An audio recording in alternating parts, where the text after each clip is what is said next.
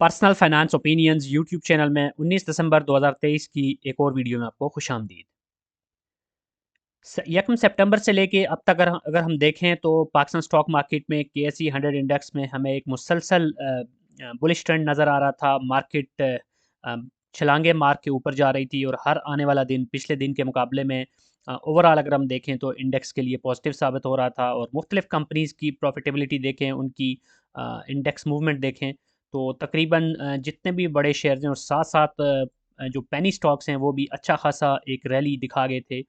तो ऐसी सूरत-हाल में वो इन्वेस्टर जो कि पिछले लंबे अरसे से स्टॉक मार्केट में इन्वेस्टेड थे, जिन्होंने स्टॉक मार्केट में बुरा वक़्त भी देखा, उनके लिए तो ये एक तरह से उस सारे लॉस को कवर करने के लिए एक अच्छी अपॉर्च्युनिटी थी, जो पिछले काफ़ी अरसे में उन्होंने बियर किया था। और जितना भी लोगों के पोर्टफोलियो में डिक्लाइन आए थे, वो काफ़ी हद तक रिकवर हो गए थे। लेकिन इस दौरान बहुत सारे ऐसे लोग भी हैं जो कि इंडेक्स की इस बड़ी रैली को देख के नए एंट्रेंट हैं जो कि नए सिरे से या शुरू से स्टॉक मार्केट में एंटर हुए।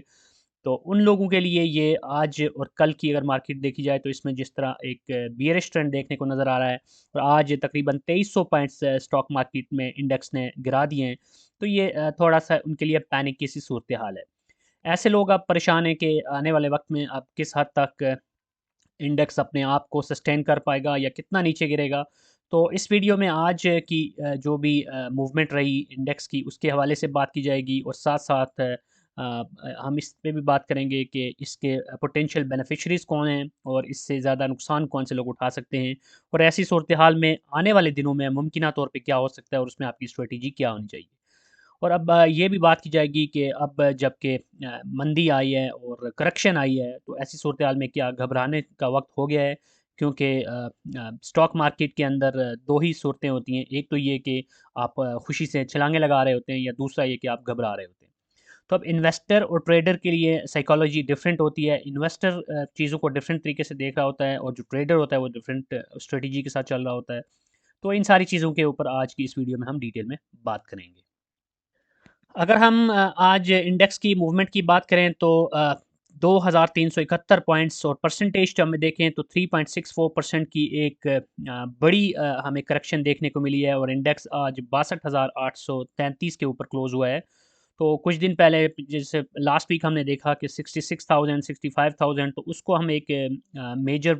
एक सपोर्ट कंसीडर कर रहे थे कि वहाँ पर अगर ये सस्टेन करता है तो मुमकिन तौर पे ये एक और रैली की तरफ जा सकता है, लेकिन ऐसा नहीं हुआ। कल भी देखें और आज भी देखें तो काफ़ी ज़्यादा सेलिंग देखने को मिली और प्रॉफिट टेकिंग देखने को मिली, जिसकी वजह से इंडेक्स वहाँ पे सस्टेन नहीं कर सका और अच्छा खासा नीचे गिर गया। आज अगर आप देखें तो जो हाईएस्ट जहाँ पे इंडेक्स पहुँचा वो 65,132 था और लोवेस्ट 62,360 था। अब एक इम्पॉर्टेंट चीज़ ये है कि आज का जो लोवेस्ट था वो 62,360 था, लेकिन जो क्लोजिंग हुई है वो 62,833 पे हुई है, व्हिच मीन्स कि आज के दिन भी कुछ आगे चल के हम जब कैंडल देखेंगे तो वहाँ से भी आपको नज़र आएगा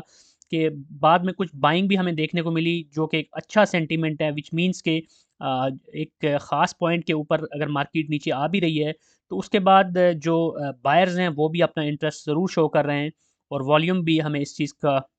इंडिकेशन दे रहा है कि अभी भी अगरचे सेलिंग का वॉल्यूम ज़्यादा है, लेकिन जो हमारे बायर्स हैं वो भी अभी मार्केट को एक लुक्रेटिव ऑप्शन समझ रहे हैं और चीज़ों के अंदर इंटरेस्ट ले रहे हैं। तो यहाँ पर दूसरी इंपॉर्टेंट चीज़ ये है कि आज के अगर आप मार्केट परफॉर्मेंस देखें, वैसे तो जो टॉप एक्टिव स्टॉक्स होते हैं उसमें मोस्टली आपको पेनी स्टॉक्स या छोटे-छोटे स्टॉक्स ही नज़र आ रहे होते हैं, क्योंकि ऑब्वियसली वॉल्यूम जनरेटर तो वही होते हैं, क्योंकि छोटे स्टॉक्स के अंदर बड़े वॉल्यूम में, बड़ी क्वांटिटी में काम हो रहा होता है। लेकिन इस चैनल के ऊपर आपने देखा होगा कि मेरी हमेशा से जो अप्रोच होती है वो यही होती है कि मैं यहाँ पे ट्रेडिंग को या इंट्राडे ट्रेडिंग या जो मिनट्स की बेसिस पे या आवर्स की बेसिस पे ट्रेडिंग होती है उसको मैं प्रमोट नहीं कर रहा होता, क्योंकि मैं समझता हूँ कि वो लोग जो कि स्टॉक मार्केट के गुरु नहीं हैं, जो हमारी तरह स्टॉक मार्केट को सिर्फ एज एन इन्वेस्टर ट्रीट कर रहे होते हैं, तो उनके लिए जो इस तरह की ट्रेडिंग है वो बहुत ज़्यादा ट्रिकी भी होती है और बहुत ज़्यादा उसके अंदर उनके लिए रिस्क भी होता है। तो ये जो पेनी स्टॉक्स होते हैं, मैं ना तो कभी इनको रेकमेंड कर रहा होता हूँ और ना ही कभी इनके ऊपर मैं ज़्यादा बात करता हूँ। तो आप इन जनरल देखें तो जब भी मार्केट के अंदर वॉल्यूम ज़्यादा होता है तो ये पेनी स्टॉक्स की वजह से होता है, क्योंकि इन स्टॉक्स को बड़ी जल्दी और क्विकली मैनिपुलेट किया जा सकता है और इनके अंदर वॉल्यूम बहुत ज़्यादा लग रहे होते हैं। तो अगर आप आज के दिन भी देखें तो कोई भी आपको यहाँ पर मेजर स्टॉक नज़र नहीं आ रहा जो कि टॉप परफॉर्मर में हो। पीटीसी की अगर बात करें, पाकिस्तान टेलीकॉम की, तो वो ज़रूर पिछले कुछ दिनों से लाइमलाइट में है। ऑब्वियस सा रीज़न है कि टेलीनॉर का जो इन्होंने परचेज़ किया, टेलीनॉर को एक्वायर किया है, तो उसकी बेसिस पे पीटीसीएल में हमने अपर लॉक्स देखे और वही हमें अभी सिचुएशन बेहतर नज़र आ रही है। लेकिन आज जबकि सारी ही कंपनीज़ नीचे जा रही थी, उसके बावजूद आप देख सकते हैं कि पीटीसीएल बहरहाल अपने आप को वहाँ पे ही सस्टेन रखने में कामयाब हो गया। 15.07 ₹15.07 के ऊपर अभी भी ये मौजूद है और आज भी 1 पैसा इसमें इज़ाफ़ा हुआ। उसके अलावा अगर आप देखें तो हैस्कोल है या फिर पाक इलेक्ट्रॉन या दीगर जो भी शेयर्स हैं, तो उसमें भी आपको अच्छा खासा डिक्लाइन देखने को नज़र आया।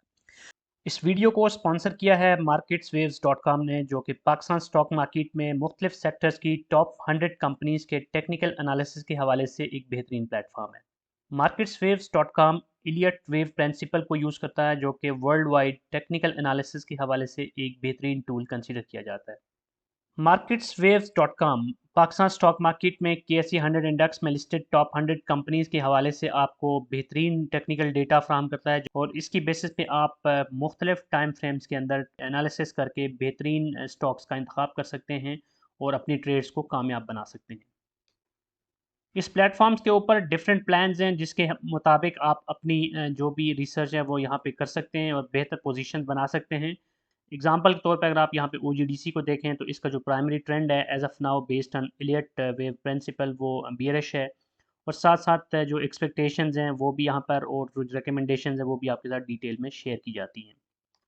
इस प्लेटफॉर्म को यूज़ करके आप अपनी ट्रेड्स को सक्सेसफुल बना सकते हैं और एक कामयाब ट्रेडर के तौर पे पाकिस्तान स्टॉक मार्केट में अच्छा पैसा बना सकते हैं।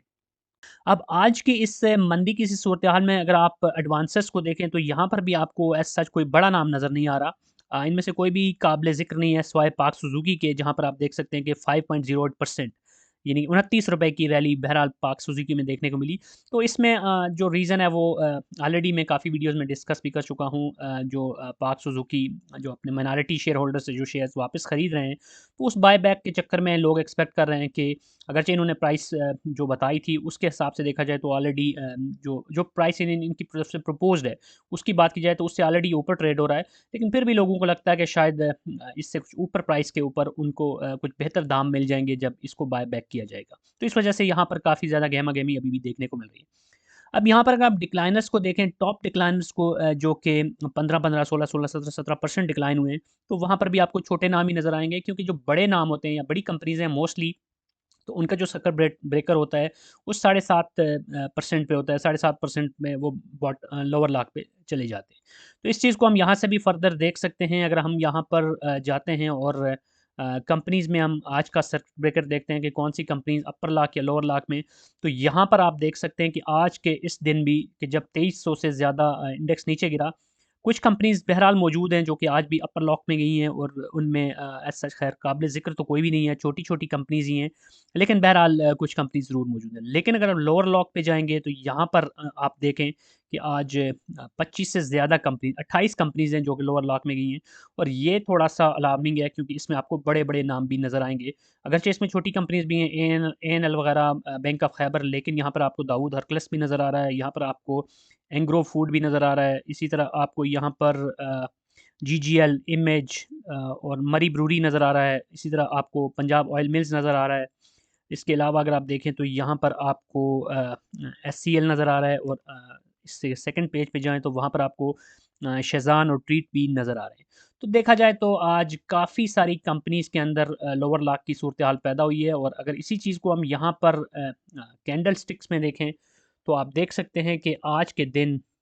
की जो कैंडल है वो काफ़ी बड़ी कैंडल बनी है। लेकिन जैसे पहले मैंने बात की कि इसकी जो डाउन साइड पे आपको विक नज़र आ रही है, ये थोड़ा-सा हौसला अफ़ज़ा चीज़ है। it मीन्स कि बहरहाल बायर्स ने ज़रूर कुछ हद तक यहाँ पर मुकाबला किया है सेलर्स का, और जो क्लोजिंग हुई है वो आज का जो बॉटम है या आज की जो लोअर नंबर है उससे कुछ ऊपर ही हुई है। तकरीबन 600 पॉइंट्स से वापस इसको धकेलने में कामयाब हुए। इसी कैंडल को अगर हम बजाय डे के इसको हम अगर आवरली पे देखें तो वो हमें ज़्यादा बेहतर नज़र आएगा कि आज सूरत हाल कैसी रही। तो अब यहाँ पर आप देख सकते हैं कि जो आवरली कैंडल है उसके मुताबिक आज की जो आखिरी कैंडल्स हैं वहाँ पर हमें कुछ पॉजिटिविटी नज़र आई और ये एक इंडिकेशन है कि मे बी कि कल के दिन थोड़ा-सा चीज़ें दोबारा से रिकवर होना शुरू हो जाएँ। लेकिन ये चीज़ सिर्फ़ अज़म्पशन की बेस पे है, जैसे मैंने कहा कि कैंडलस्टिक्स के जो पैटर्न्स हैं या जो इंडिकेटर्स होते हैं, उसको आप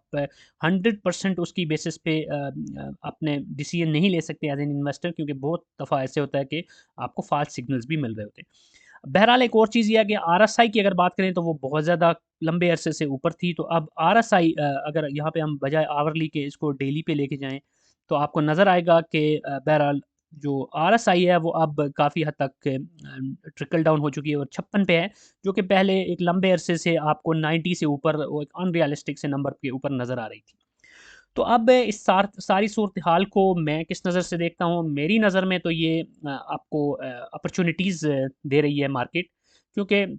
वो लोग जो कि इन्वेस्टर्स हैं, वो पिछले कुछ अरसे से उनके जो बहुत सारे लोग मेरे साथ भी कनेक्टेड हैं, वो यही कह रहे थे कि ऑलरेडी उन्होंने जो बाइंग की थी एक एंकरिंग बायस के हवाले से मैंने वीडियो बनाई थी, उसका लिंक भी मैं यहाँ पे शेयर कर दूँगा, उसको भी आप ज़रूर देखिएगा कि उसका शिकार हो गए थे बहुत सारे लोग। एंकरिंग बायस अगर इन अ नटशेल बात की जाए तो वो होता ये है कि आप किसी चीज़ को एक ख़ास पॉइंट पे खरीदते हैं, तो आपके ज़हन में उसका एक रेफ़रेंस बन जाता है। अब आप उससे ऊपर जो भी प्राइसेज़ होती हैं, उस पे आप खरीदते हैं, तो आपको यूँ लगता है कि ये चीज़ अब महँगी हो गई है, नहीं खरीदनी चाहिए। तो वही एक सूरत-हाल थी। बहुत सारे लोगों ने जो चीज़ें सस्ते खरीदी थी, सस्ते से मुराद ये है कि लेट्स सपोज़ कि आपने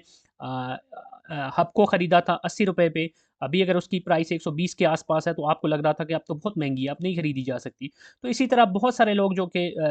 स्टॉक्स में प्रॉफ़िट में हैं, लेकिन वो अब मज़ीद बाइंग करने की पोज़ीशन में नहीं थे, उनको लग रहा था कि अब चीज़ें बहुत महँगी हैं। तो अगर ये डिप्स आती हैं, तो ये उनको अपॉर्च्युनिटीज़ प्रोवाइड करेंगी कि वो अच्छे शेयर्स, वो शेयर्स जो कि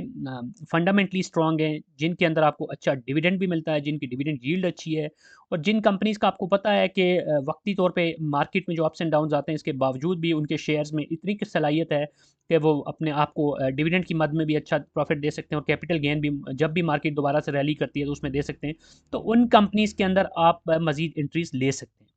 लेकिन साथ-साथ ये भी है कि आपके अपने पर्सनल सर्कमस्टांसेस पे डिपेंड करता है, तो उस सूरत हाल में पार्शियल प्रॉफिट टेकिंग की तरफ भी आप जा सकते हैं। लेट्स सपो क्योंकि मेरी नज़र में